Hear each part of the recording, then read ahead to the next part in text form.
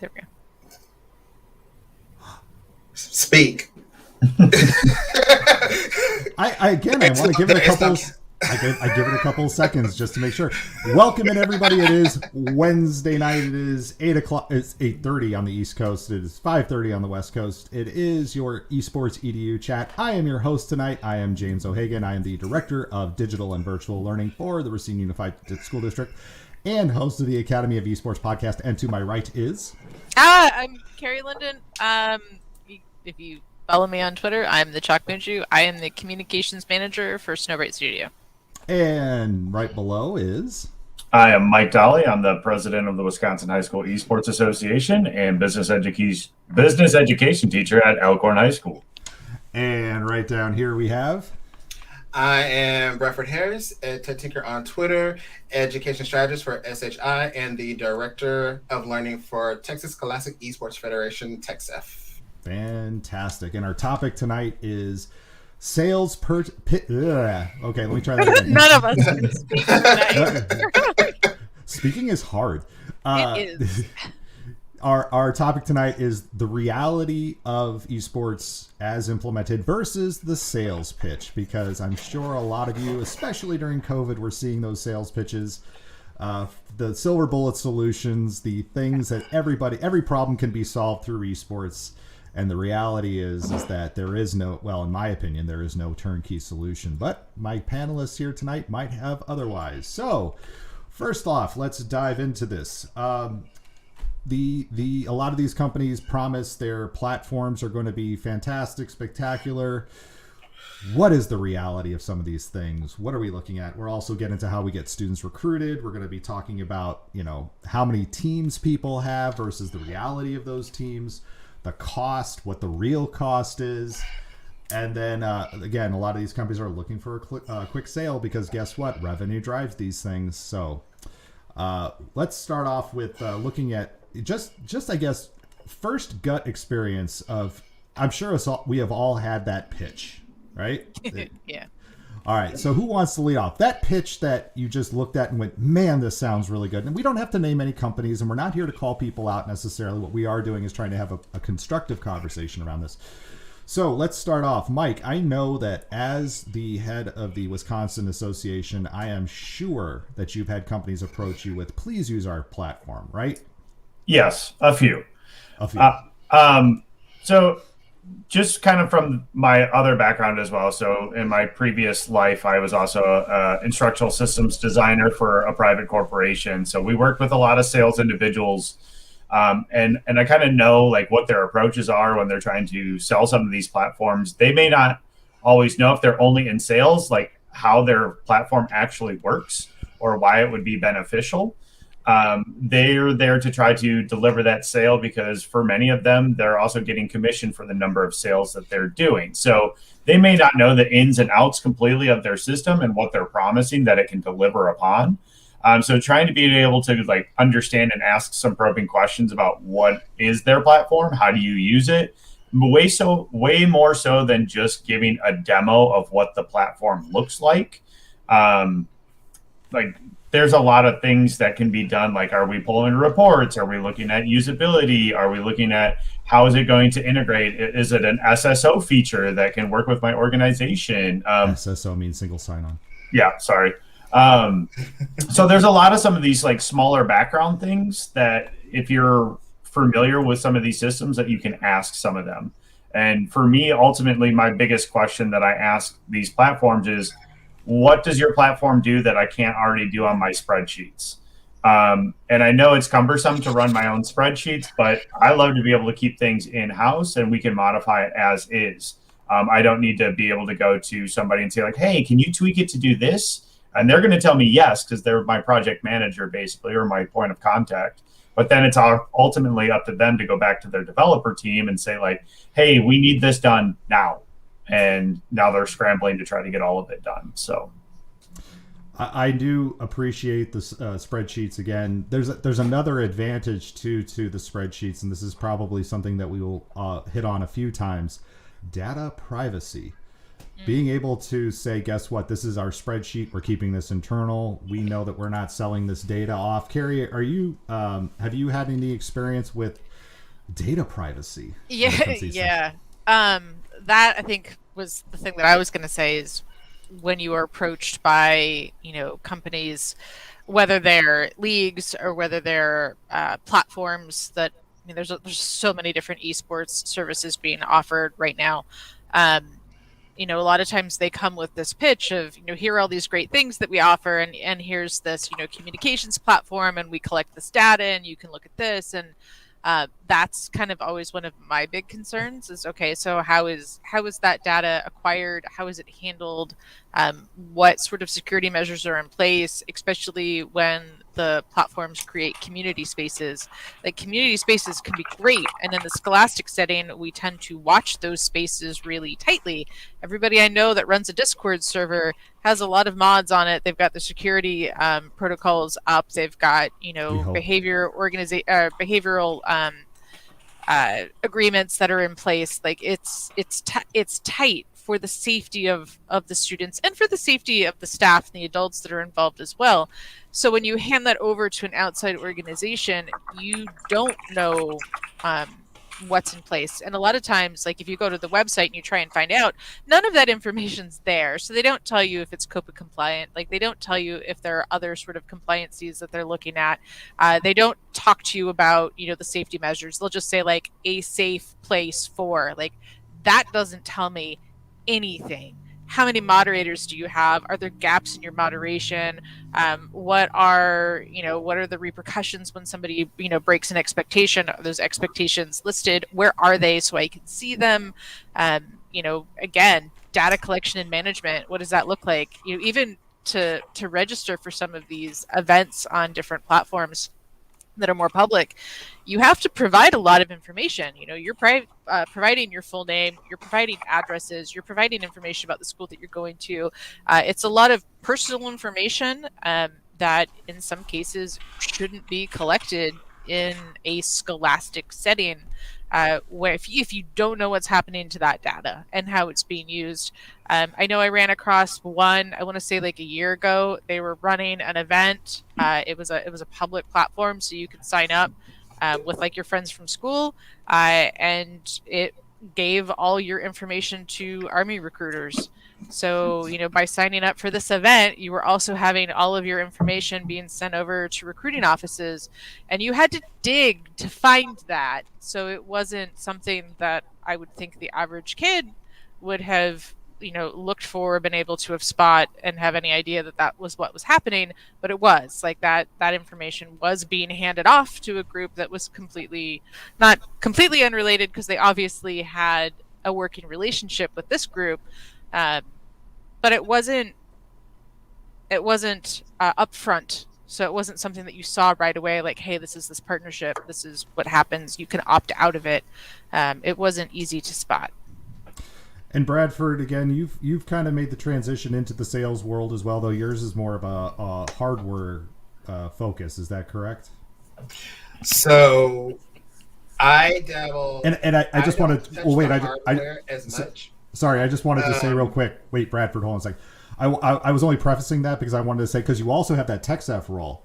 So I wanted to kind of see if you could juxtapose the two of them together, because again, you see things now from a sales side, but you also, in your other hat, have the TechSF side of things as well too. And I'm sure you all have been approached too about things like this. But when you see the sales versus the promise of sales, or the promise of the silver bullet solution, has your trek into the sales world again started to open your eyes to some of these things? Well, the funny thing is that since I transitioned, none of this has really changed for me, because I've always been in this space, because I was a coordinator in the district role. So I always had to wear that hat of, okay, how do partners or vendors speak? What am I looking for? How should I talk to them?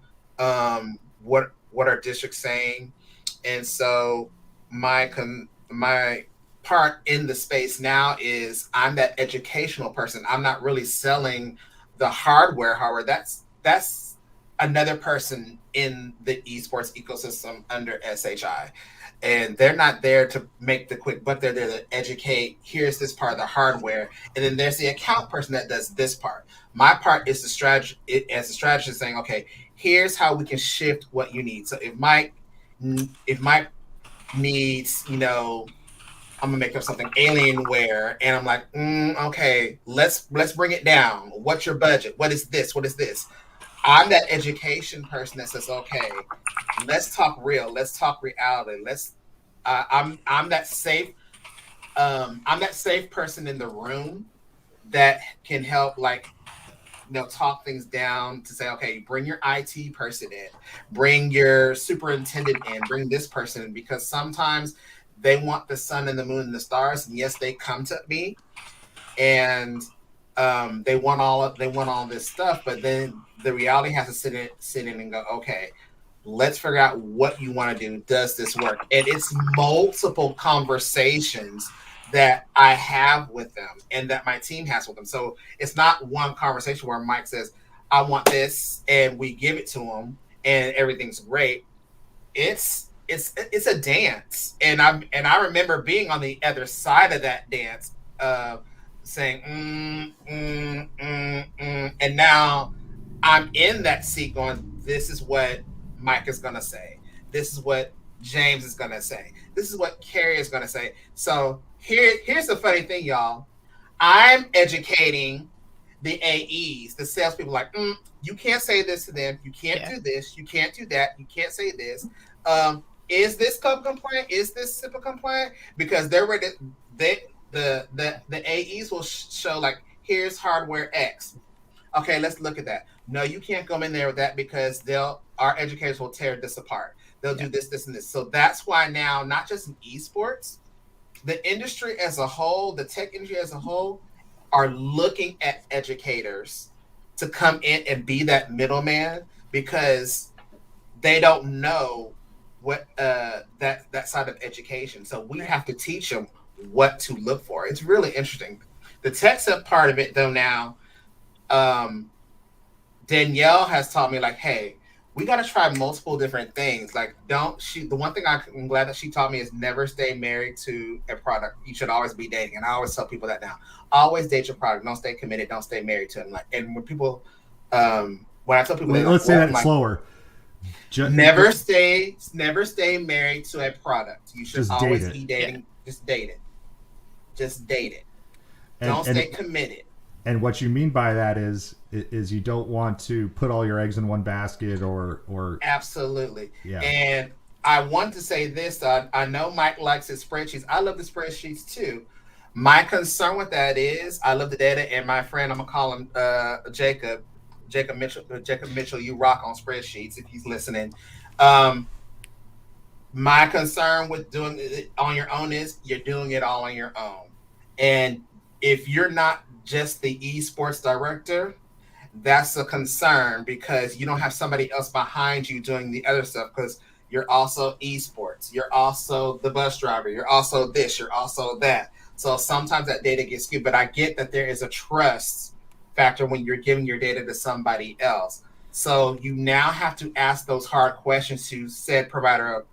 If I'm going to give my data to you, where is it going? And if they don't know, that's a red flag. TechSev, we have come across some partners where we said, this will be perfect, but we can't use you because you're giving stuff away. Yeah. And the big red flag for everybody should be that is a couple of things. Number one, if it's free, if they're saying, oh, this is free to use, the money's coming from somewhere. You have to ask them, where are you making your money? Because number one, we're not about to spend all this time on a company that's not going to be here in a year. So how are you making your money? Where are you profiting? But let me say this, because I see the data thing is coming up already quite a bit in chat. And if you are here, please pop in either on Twitch or on YouTube and join in the chat with us. But let me ask this, we have to realize this, is that this data, this teenage data especially, is some of the hardest data to get at. It is some of the most valuable data to get at, because teenage data is, again, it drives a lot of things in industry. It's going to drive a lot of business. So it is highly valuable. And again, Go ahead, Carrie. Yeah, and from it's been interesting because working in, like, part of what I do in communications is marketing, and that, like, anytime you get ready to launch a product, you have to start researching your target demographic, and the money that it can cost to get good information on any demographic is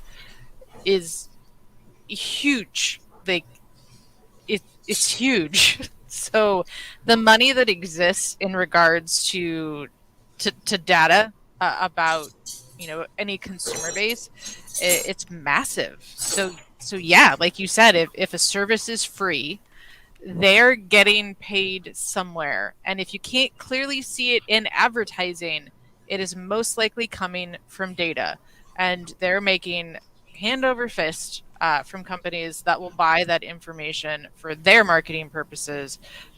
So yeah, it's a huge red flag. If I don't go to the website and just see marketing everywhere, like, yeah, it's data. They're selling data. You're not the product. You are the product. Yeah. And again, I think, Bradford, you've talked about this before too, because those admins who have FOMO, right? The ones who want to have that esports. Hey, the superintendent over here has this esports program. I want to have my esports program. Let's talk reality here. People selling a platform are selling just that. They're selling a platform. They're not selling what Bradford was describing as, hey, let's have this conversation about what this is. The platform is the platform. And as Mike kind of alluded to, there's going to have to be tweaks and things that happen along the way. They can't necessarily always do that, can they, Mike? No. Thank you, Mike. So no. Thank you for the depth. Well, again, because when these people come in and sell, and I think you brought this up, is that they don't necessarily know X, Y, or Z about their product. They are there to close a deal. Right. I know that there is a company who made some very aggressive overtures to our school district, to the point where I had to tell them, I will put you on our spam list. Please stop contacting my people directly. Please stop contacting our students directly. It became a major, major problem. And again, it's getting a foot in the door because there is a lot of ignorance right now in this space. As much as we know, or we think we know, I'll tell you this too, as much as we think we know, and we think other people know, there's a lot of people who don't. People who we think are really tuned into this. And as I look at things that are being liked, I look at things that are liked, especially on LinkedIn. I know some of you aren't big on LinkedIn, but go into LinkedIn. I even did this the other day. Stephen Reed posted the comment, or posted the story back from March about Roblox when they had their big IPO. And Fast Company put out a story that said, Roblox is the future of education. Yeah. And it was liked. Remember we talked about that. And there was a lot of people who liked that without, I don't think, even commenting. And I just simply wrote back no. Because, again, you have to read between the lines with some of these companies when they make their IPOs. This is a pump and dump, or we're going to pump up our stock, so they're going to make it look way better. Right. And quite frankly, after working in a virtual world, and a lot of us have worked in virtual worlds, there is no one way, or there is no one solution for how, just like in our classrooms, we've tried to do the same one way everywhere. We're finding that blended instruction, the use of oh gosh, now I'm forgetting it. Where basically anybody can have multiple means of expression to identify what it is that they know. I know I'll come up to what that term is, but we know that there is going to have to be multiple ways to do this. And again, with esports, one solution is not, one size fits all is not how this is, right? Somebody, please. Right, but that's exactly what their sales technique is with a lot of this, though, is that because everybody has been hearing it, and all of a sudden, boom, I get this email that comes across my inbox, and all of a sudden I'm like, oh my God, this is an easy way to get this involved into my school, that, it's only going to cost us X amount of money. Right. And so that's the technique. It's buckshot, right? It's going onto your mailing list. It's hitting up schools that you have like a search key out there or whatever, that's high school schools with esports on their website or something along those lines. And it's hitting that low hanging fruit. And it now easily serves a population that the school didn't know that, say, for example, there was a state out in the Northeast that they just had a big announcement that they were partnering with a certain organization. And it's like, well, you had an organization in your state already that was doing this. Yeah. And now you just partnered with somebody else because there was a conversation that came across your desk, and it was the easy conversation to have, instead of seeking out the right, in my opinion, the right source of things that's out there too. But see, Mike, does it serve the population? Because then you see the hey, here's the email, come do esports. I'm excited, but does it serve the population? Because they're just using that one page and saying we're gonna do it. But you have to stop and think, okay, how do we roadmap this and plan it out? I will tell you, and I'm saying this on the air right now, had a friend of mine that called me and said, hey, I'm doing this from the previous place that I worked. And I said, okay. And I flat out said, I'm not giving you my information. I'm not. And it's because of some other things. All three of y'all know the work that I've put in to what I've done. And I said, it's not due to you. It's due to the work that I have put in.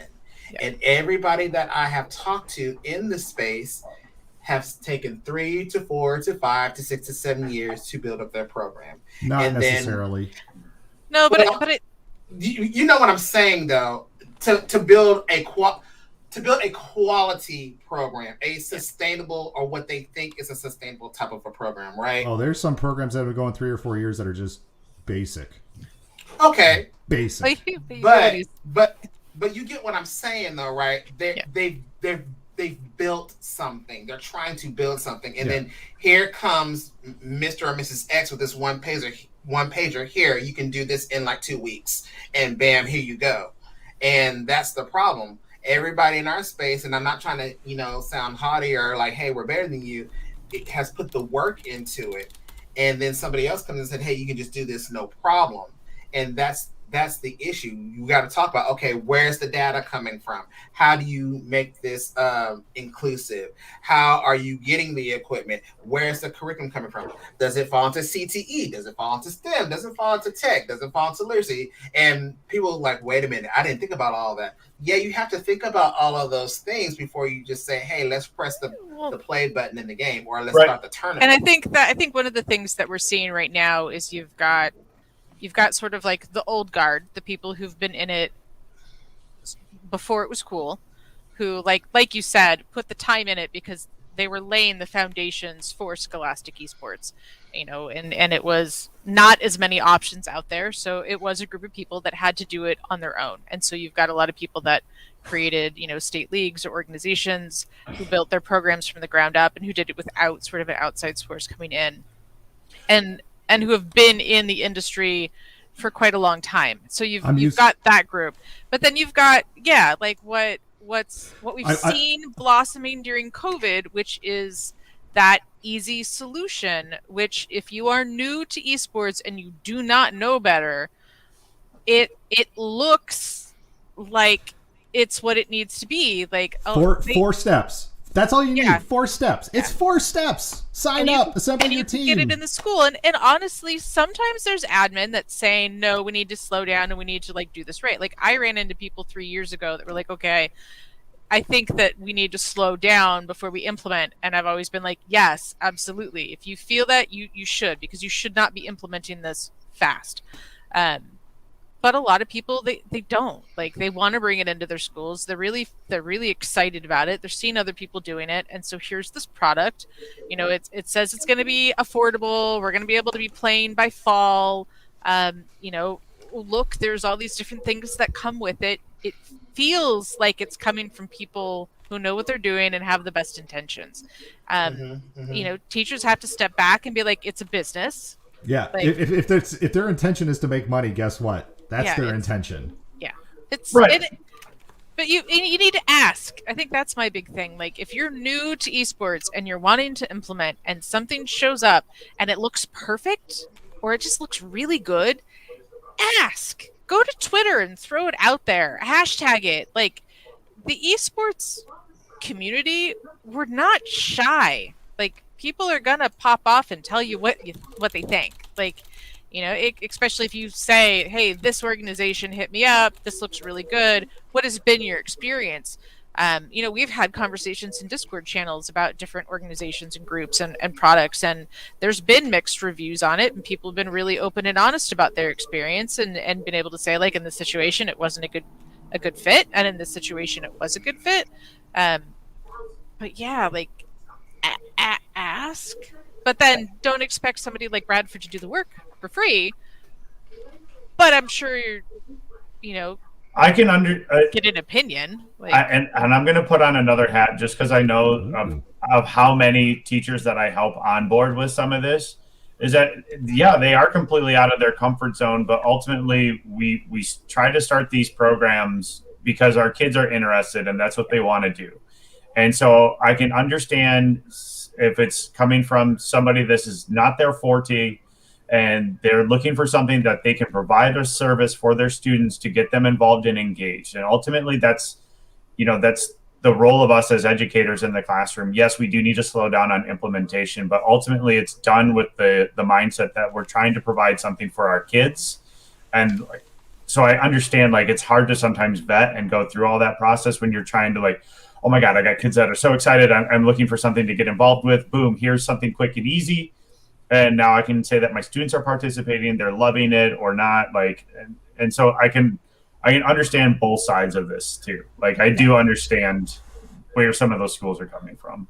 Well, and let's use an example that maybe some people might understand better, because again, the companies that are getting the most sales, the contracts, the connections to these schools are the most aggressive.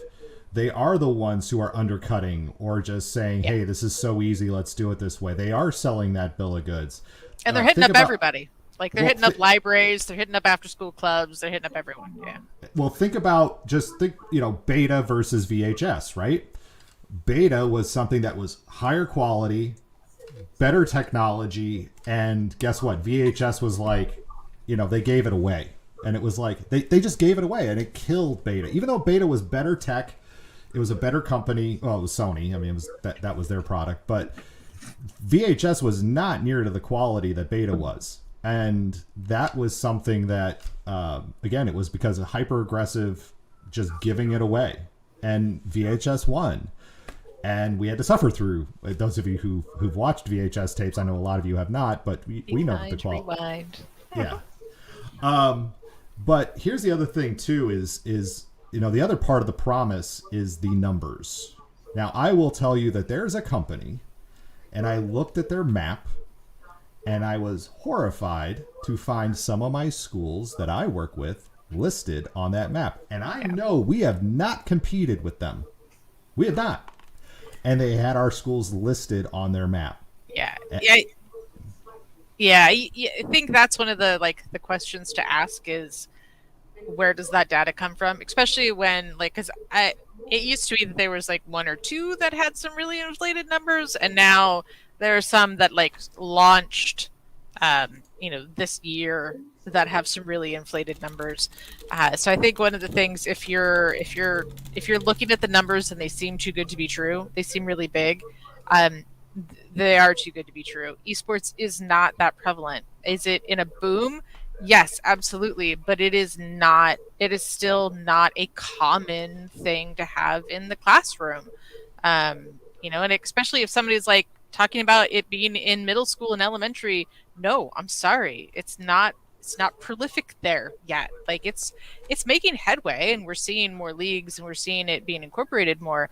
But if you're looking at somebody saying that they've got 80% of the schools in the nation or within a state, they don't. No, they don't. Just out of fairness, because I see the comment saying cough play versus. It's not just. But wait, no. Wait. I want to say it wasn't Play Versus that had my schools listed. It was a company that had made a quasi merger with another company recently, and I think they just transferred that over to theirs. Yeah. It's and that's where ask how you get the numbers, because with some of them, if there was ever a contract signed within a state, all the schools within that state become part of the roster. And I know with others, what I've heard is if a student has signed up because a lot of times, even if you play in a tournament, you have to list your school, even if you don't play like for your school. That school is then essentially registered as being part of that organization. So even if it's like, Bobby, who played one Rainbow Six Siege tournament a year ago, well, his school is now technically part of that family, and it's part of the numbers, even though that school has never had a team or formal relationship with that company or organization. Or didn't even know that student was competing. Yeah, absolutely. Yeah. Well, and here's the other thing too that we're starting to learn about. Now, a lot of our Scholastic Esports companies are not going public yet. But, FaZe Clan just announced that they were going public, but they're really not going public. So there's this thing now called SPAC, which basically is a way to get your company to basically public without having to give up all of your data. Like all the normals, like when a company goes public, they have to give real data. Yeah, there's transparency that they can't fake it. Guess what? Because of these SPACs now, FaZe Clan isn't going public per se. They basically merged with another company who is already giving them basically money and selling their stock and everything. So they don't even have to give it up. Marcus Howard, if you are not following Marcus Howard on LinkedIn, if you are not connected to Marcus Howard on LinkedIn, he has a fantastic breakdown that he did of this whole thing and basically what would need to be to make FaZe Clan profitable. I would love to be able to have that kind of transparency with some of our Scholastic Esports companies because guess what? This is not and as Ashley AJ here says in comment, that certainly is rampant too in collegiate. So many students not involved in their varsity programs compete in a number of tournaments. Yeah, there's tons of tournaments now that you don't have to. Yeah, but your school gets counted. Because you're getting parent permission. So like if you're 12, 13. No, you're not. Not necessarily. Well, on some of them, right? Like if you're 13 or younger on most of them, you technically have to have parent permission. But a lot of times, if you like follow through with the registration, it's a box that has to be checked. Right. So unless you win, nobody's gonna know. Well, and so part of the reason why I put this like on our list to talk about with these numbers and the transparency, and again, it's one of those things that's like, holy cow, that's an incredible number. And I posted one in our Discord yesterday that claimed that they could operate, 12 million live 16-person brackets. And that equates to 192 million people competing on 16-player brackets, or that's nearly 2/3 of the entire United States competing in these online game tournaments. And it's like, really now? You like that's great that your platform that can handle that, but like that's a really big number to be throwing out there if you do the quick math. That it's like that to me, that was an instant red flag. Like I sent an email back to the person that sent it to me. I was like, yeah, I got a lot of red flags. Here you go.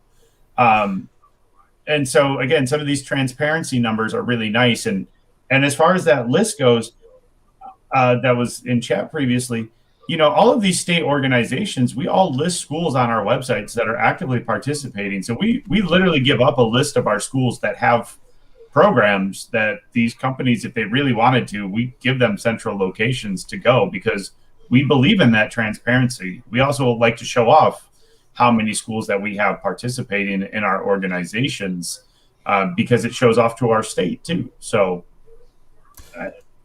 and just to clarify because I threw out SPAC as a term and I had to relook it up because I just learned about it in the last couple of days. Thank you again, Marcus Howard, for educating me. SPAC is a special purpose acquisition company. Special purpose acquisition company is also a company that has no commercial operation, is formed strictly to raise capital through an initial public offering for the purpose of acquiring or merging with an existing company. So basically it's a blank check. It is a way to bypass a lot of the SEC regulations around, transparency and about being true. I mean, if you want to see how a company completely imploded on an IPO, look at WeWork spectacularly bombed out on their IPO a couple of years ago, and I think they're finally getting back to that. And I don't know if they went through a SPAC, but I'm not a financial expert by any means, but again, it's a way to hide in my mind, it's a way to hide the legitimacy of your company. And again, there's a couple of esports companies right now that are going to have to answer to their investors very soon, and either they're going to have to go public or they're going to have to fold. There's no two ways about it. And I am really hesitant and scared to find out that these companies are just going to use these shell corporations to raise capital, to sell off their company. And again, we as educators are going to still be sitting there wondering, what is legitimate. So we need to be asking these difficult questions now, especially when it comes around a number of teams. And here's the other thing too. I am on some of these discords for some of these companies, and I just kind of lurk. There is a lot of non-participation. Even though a team signs up, and especially we saw this during COVID when they were basically trying to give their platforms away, there was so many no-shows. And we know that there's, Mike, in our state association, we know that sometimes is an issue, but usually it's one match. Or a team that started and they fold, a couple of games in because, for example, the school board didn't know and they got really upset, or just kids failed out of it. But I'm talking about, this is a huge problem. I do have and there's a comment here from Fiona about questions that should be asked. I have a checklist that I have been working on for a number of months now, and it just seems like the list keeps getting longer and longer about questions that we need to ask as you start to peel back the onion and find all the different layers. Ogres are like onions. Yeah, I use the onion method. I smash it and then I build it back layer by layer. No, some of the questions that I have on the checklist, and again, I'm not putting this out yet because it's still in works, but do you have any stipulations about what can or cannot be displayed on team jerseys and headwear? Yeah. As an example, does your platform offer any online game analysis resources for the teams, post-tournament replays? Is there a designated company liaison available to communicate directly with a coach if there are any issues? If so, are they available on weekends? Things like this. Not just, here's our platform and even like how to handle contention. Like was it last year? I just kept seeing posting about like this certain thing happened. They called it just in the middle of the match. We got disqualified. We had been to like every single match we'd had. The call was like really weird and unjustified, but they wouldn't go back and look at things. I was hearing about teams that had won events and never received any of the stuff that they were supposed to have earned for it. So there was a lot of stuff that I was seeing people post about where like, well, how do you deal with that? How is stuff handled in the middle of the match if something comes up? How do you get these things solved? Who do you talk to? Does that happen on the spot? Or is that something where somebody's going to make a snap decision and your team is now out, even though you shouldn't have been, and that's it. You can't Here's talk about it. There's a lot of a great question that we never ask. This is on the checklist as well. Sorry, Bradford. Who makes up the board of directors? I want to know. People do ask that, but nobody.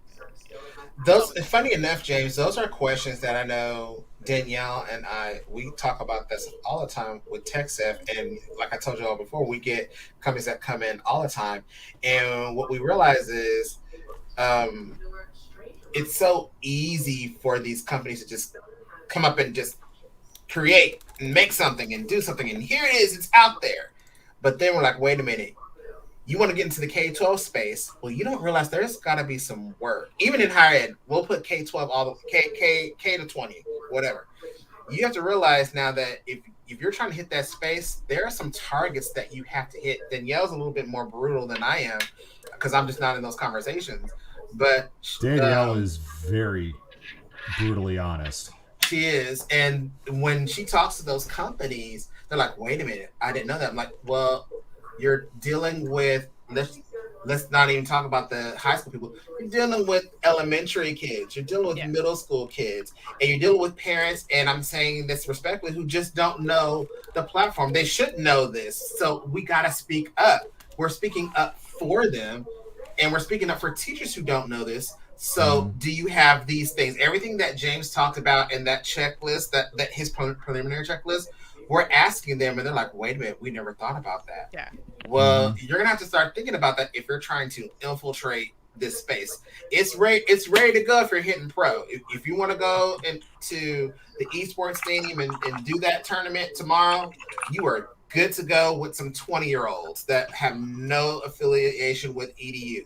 But if you're saying, yeah, we're trying to do some K-12 stuff, yeah, there's, if I could get my red pen out, X, X, X, X, X. You have some work to do.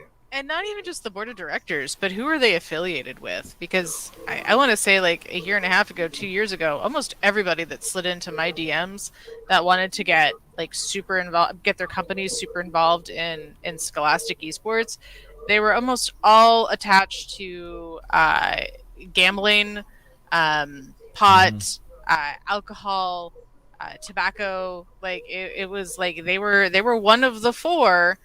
Or the big energy drinks. Like they had all these partnerships, and they were really proud of these partnerships because in the gaming space, that sells. And then having to tell them like, hey, all I have to do is go to your website, and you've got a big, marijuana badge on it because you're partnered with this, medical marijuana company, and you've got, adverts for edibles and stuff on it. Like, hey, I get that works for like the content creation and adult gamers, but as an educator, I can't have my school board go to your company's website. Like I can't have them Google who you are, in your Twitter account is just full of weed. That's something to look at and consider, because people are gonna do, somebody hopefully is gonna do their due diligence, and you don't want to be like, yeah, I totally recommended this organization, and then somebody looks at it and you're like, oh, great, sorry. Well, and AJ brings up a great point in here. The casual tournament market seeping into EDU, definitely need to take time to learn what they can and can't do in the EDU space to be successful. Here's the other part of this too, and I think Mike, you brought this up in our pre-notes. People don't understand the educational landscape versus the club sports versus, the competitive. And what we're finding out too is that a lot of kids, they don't necessarily really want a full esports experience. They sometimes they want a quality gaming club. They want to have fun with their friends. And that's the feedback I've always gotten from my kids. They never talk about the game titles. They never talk about the wins that they make. They talk about the connections that they're making with other kids. That's the thing that always seems to be the main thread in everything that we do. So the sales pitch around, oh, you're going to have all these different games, and to me that's somebody's giving some real bad feedback. Okay. That is, I think, what we're going to start to see as these companies either go out of business or start to realize it's not just the competition that they need to focus on. Yeah. And there's nothing wrong with having a really cool gaming club. I got some static for it when I was new to the industry. Like that was what I did. And there are kids that do like the competition, but like my son, he was competitive, but he wasn't competitive in school, and he didn't want to be competitive in school. He would have loved a gaming club where he could come and he could learn about the industry and the careers that are attached to it and talk about games with people his own age. But when it came to competing, that's what he did at home. He did his scrims at home. He did his VOD reviews at home. Like he competed. There's enough ways that you can compete on your own, but he didn't want that intersection with his school life and, in gaming. Mike, you got something going on in your background, so sorry. I don't mean to call you out. No, that's fine. I'm totally sorry about that. No. That's fine. I was trying to keep it on the quiet chat, but all right. So we've got the educational landscape, and Mike, I wanted to come back to you on this because I love when you talk about your club experiences as well too, because I think that's the kind of thing that I know we have our jerseys and we have our rings now and we have all this stuff. Well, I have a ring. I don't know if Mike has a ring yet. I don't. But talk about your experience with your gaming club, because this is such a great story. And I don't know if everybody's heard it, but it's such a great thing, I think, to hear. So I usually run mine like every Friday. And it's usually at my last school that I was at, it was I would tell everybody, like, if you bring $5, I'll buy as much pizza as I can possibly buy. and I would have kids rushing into my classroom to be able to get some sort of outlet because they were having like parents dropping off TVs. So that way, then they could set up a TV underneath a table. Oh, you don't so mean like an outlet to play. You mean like a plug-in. Yeah, because parents were dropping off like TVs and extra monitors so that they could like curl up underneath a table and play like 3 or 4 of their friends underneath there.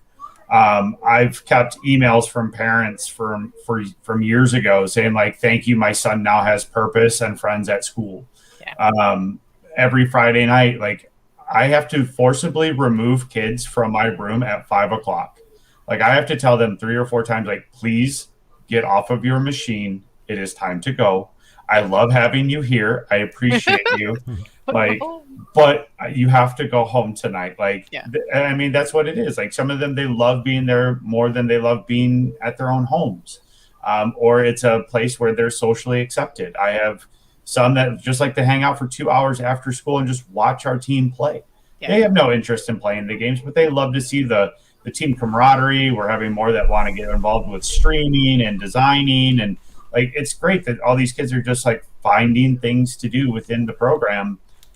That's now hopefully a few less things that I have to do personally. But well, here's a serious question. You turn it into a mini community center is what you've done. And I don't mean to cut you off, James. I'm sorry about that. But that's the space that I'm in. Is like now the community centers are like looking left like, wait a minute. We see somebody asked yesterday in my presentation, like, wait a minute, libraries are doing this? They're like, why libraries? I'm like, it's the heart. It's the heart of the schools, the heart of your cities and towns. And it's a place where everybody can go and get access. Why not do it there? And so that's what Mike is doing. Like for 2 hours or an hour out of the day, my room is now a community center. Yeah. And it's like it's a group that has grown up watching people play games the way a lot of us grew up watching athletes play sports. You know, a lot of it I'm not a big sports person, but I did watch sports, but I did grow up with a family that watched football and baseballs, and that was part of just what you did. You know, kids are growing up watching people play video games competitively and not, but I mean, yeah, that community feeling, like when we would do Mario Kart and Rocket League in the classroom, completely like student organized. They would bring everything in. We'd either cast to one of the gaming computer monitors or cast to the big, you know, whiteboard. And the whole class would just be so focused, you know, and that's like, how is that not awesome when you've got a group of kids that have spent all day together and now they're just fixated on how everybody's doing and cheering each other on and, you know, passing controllers around. Like it's really cool to see. Well, and here's the great thing between your two stories. There wasn't a platform needed. You didn't need a competitive platform. You didn't need to sign kids up, and you didn't need to have hyper aggressive anything. You didn't have to, as Mike said, $5. $5, and you're in the door, and we're gonna get you pizza, and we're gonna get you set up, and you can play all your games. It's actually really cool having your kids do brackets. Like, have them run it, right? Yeah, I did. Yeah, you're right. And here's the thing, I have always said, and no offense to Mike, this is not a slam on the Wisconsin High School Esports Association, but no, this isn't coming. But when we launched a few years ago, Mike, what was it? What are we on year 4 now? 3, 5? Oh God, it's been 5 years. Jeez. Okay, so we've launched 5 years ago, but I always had us set up with in the back of my mind saying, if this state association thing goes completely, you know, bonkers, bad, you know, awful, I can still run this in-house. We could still do this. You know, I didn't need to have a platform. And here's the other part too, and I know we're running out of time, but this is kind of the important thing too, because this is the other promise that platforms are making now. College scholarships. Let's talk about that, because Mike, and Bradford, I don't know how it is in Texas, but Mike, we've had some really serious conversations about what this all means, because dang it, there are kids who do not want to go out of state. They don't want to go out of area. They don't want to go to state. Sorry. Go ahead, Mike. What has been going on with the college thing? So I've had a few of these ones that my big question is when they tell me like sign up for our platform, this is where colleges are recruiting, and I simply ask like what colleges, because none in the state of Wisconsin outside of Lakeland and like some of our tech colleges are starting to get there in Carthage, but we don't offer in the UW system scholarships for esports. We don't offer, especially if they're D3, they can't get athletic scholarships. So outside of private institutions, there's no place that can happen. And so these scholarships or these colleges that are using these platforms, they were telling me they're in Washington, they're in California, they're in this. I'm like, my students want to stay in state. Like even on NACE's website, like I use like the 200-mile radius talking with one student that wants to get recruited. And I'm like, these are your options if you want to go about 200 miles away. And so I'm working with him to try to find the right fit for a college, so that way I can then introduce him to the collegiate coach. So it is, there are colleges recruiting, but where are they recruiting? Are you willing to pay out of state tuition? What's, James, I know you and I have talked about this, like what's their graduation rate for their program? Like what are some of these other numbers and functions that you can do? And I know that stat down there that most are going to men. I'm trying to build up some of my young ladies in the program too, in order to find additional outside programs, because they're the ones running our stuff. It ain't the boys. I'll tell you that much. Wait. But here's the thing. This is where the schism is. This is the great schism. This is the great disconnect. This is where it's at. We want to have more inclusive teams. We want to have teams that look like a cross section of our schools. Colleges, however, have way more, typically, statistically, have more females than males attending college right now. Like it's like 58% to 42%. Yeah. So where are those college scholarships going? As Carrie pointed out, they're mostly going to men. They're going to men. So as we are trying to grow this diverse, ecosystem, colleges are saying we need men.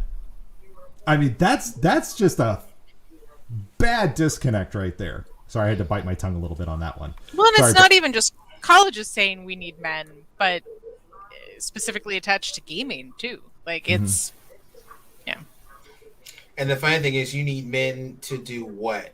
Like, what do you need men to do? They just say we need men back, but what do you need the men to do? We just need them back in college, but you need them to do what? Well, there was a really interesting article not too long ago that they need them to hold their position as the heads of CEOs. Like it was like there was an article that got published about where is that article? I'd have to find it, about the American crisis, and it had the stats of like the male participation in university level has fallen below that of women, and then disproportionately even like the white male population in college is also falling, while like the Hispanic population I think is sort of rising. Like what's that the one with the kid? He's sitting in his room by himself, looking like all depressed. That the one? I think it might have been that one. And it just kept going because we talked about it. Like we broke it down and talked about it in Discord, and then it was like, well, yeah, because like the men could lose their positions as like heads of companies and like CEOs, and like it's great that women are rising in education, but like they still don't hold these leadership positions. It's like, well, yeah, but if you allow them to, why are we panicking? Like why are we panicking? I'm laughing. I'm only laughing like this because all I'm just picturing is we need to keep white men in charge of toxic game companies. Dang it. We can't sustain these toxic game companies without white men. It was just companies. Tradition is tradition, James. It was like there was this concern that this number was dropping. Like, well, let it drop. Like, you're finally getting to the point where you are bringing in more women and more men of color, and it's like now this is a problem because there isn't enough space for like the young white men who aren't applying. Like they're not applying. Like maybe they're going to trade school, or maybe they're doing something that doesn't require a college degree. Like there are other avenues to success. it's been a hell of a 2 years, and Oh, that's what they're right? not understanding. It's been a Yeah. hell of a 2 years, and I'm in these conversations right now with schools. They're like, what? The higher ed's like, what do we do? They're not talking. Well, obviously, they're not talking about getting the white male back in school, but they're like, what do we do? We're losing our engagement, and they're not really saying let's do esports, but the conversation is we got to figure this out because our numbers are low. Like my child that took her gap year, it came back and they asked when did she graduate, and they like go, oh my god, I'm so sorry, because like it's crazy. My son, he's taking his gap year right now just because it's a lot that's going on. Going on. There are a lot of young adults that are realizing that college isn't necessary for every career path. Mm-hmm. And COVID, you can do it with this. Yep, and you know what? You can get education various other ways, like pay and then like the value. Like, why am I spending this much money to receive this thing which I was receiving at home on my computer? Like, yeah, no. Here's my I'll add a snarky comment. You know why it's all declining? Because they all gave their data to the Army National Guard and they recruited them all. Is that what happened? Well, because they were playing video games in high school. They gave all their data to the Army National Guard, and the circle is now complete. By the way, Bradford, was it you who described the picture of that kid in that room, just looking all sad and stuff? Dude, you nailed that. I pulled that. The link, Sam, is in that article is just wild. That picture, Bradford, you nailed that picture 100%. That picture, I'm getting mad because that kid got a PS5, and I want to know where he got that PS5. Right? Oh, you're privileged. You're not going to college, but you have a PS5, and the people can't get them. Anyway, we do have only 4 minutes left, so we have to get down. Yeah, it's time for final thoughts. Come on, you know how this works, Carrie. No, I'm sorry. I was laughing at what Fiona put in chat. Men are disappearing on campuses is the most ridiculous headline, as if they're being trafficked to Bulgaria. Yeah. Oh no. Fiona, you're a mess tonight. You mean they're not the majority? I don't know if we can function. Sorry. Final thoughts. Right. Sorry. Final thoughts. Mike, go ahead. I think my final thought this week is just making sure that you're asking those questions when you're being approached with some of this material. Don't be afraid that you have to rush into decision making, and question what you're getting into. We question what platforms that we bring into the classroom. This should be no different. But I will say that there are some spaces to where these other leagues, they have their purpose, but not always in K-12 education. Yeah. Carrie? I think know what the need is for your particular school site and students. You might really want to chase this esports dream, and it might not be the dream of your particular group. So talk to them. What are their needs? What are their interests? What do they want the organizations that you're partnering with to look like? Do your due diligence and look at their boards, look at who they're partnered with, and make sure that there's a culture fit and a fit with what your students want. My kids didn't want esports. They wanted gaming. They wanted me to bring in, game developers and programmers and streamers. They wanted to learn about the environment in general. I would have done them a disservice had I signed up with, a big box org and just threw them into something that really wasn't what they wanted. Bradford. I'm going to say, James has his, multiple questions, and I know he's not ready to share it yet, but that doesn't mean you educators can't come up with your own questions, your own needs analysis of what you want in your esports program or your platform or any other educational tool. So stop and think, what do you want to get out of this? And data should be one of the top priorities on that one, first and foremost. Where is that data going? And then sit down and think, what are the things that you want? So don't wait for James, list to come out. You can create your own, tonight, tomorrow. And then, when James is ready to release his, you can do some cross-referencing. And I'm going to go back to Bradford's comment about dating the company. And don't get into bed with them right away. Okay. And here's the thing about dating the company. Look at their Instagram, look at their Facebook, look at their LinkedIn, look at their website, look at all those things. And hopefully, if they've got that map, call some of those other schools who have been dating them and find out what it is, how their experience has been. Find out if the there's X's. Okay, Fiona needs to stop just with the because checklist is registered trademark a la G Fuel's official drink of esports. She needs to stop because it's just making me laugh too much tonight. But yeah, everything okay, I'm just lost now. But yeah, don't, as Bradford said, date the company. Don't, as Danielle also says, date the company. Don't swipe left. What is it? Swipe left. Yeah, swipe. But again, if you're going to date somebody, you look at all their digital footprint, look at everything, and call their other people who they're dating. That's it for tonight. Thank you, everybody, because this has been she saw me in a unicorn onesie today, and she has trauma. Okay, I'm calling this. I'm calling this show. Thank you, everybody, for being here tonight. We will be back again next week with different hosts, different people, perhaps. I might be here. I don't know. But thank you for being here tonight on the Esports. I almost said my podcast name on the Esports EDU chat. Thank you.